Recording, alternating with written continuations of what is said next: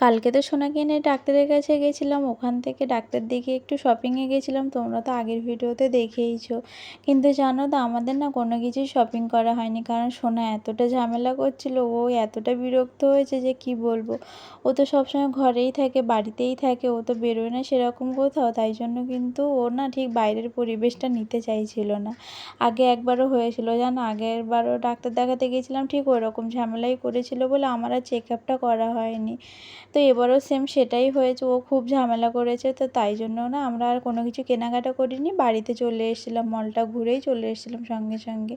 তো 5 মিনিটের মতো ছিলাম কি না তাও বলতে পারছি না মলের ভিতরে, সঙ্গে সঙ্গে তো আমরা বাড়ি চলে এসেছিলাম গাড়ি বুক করে।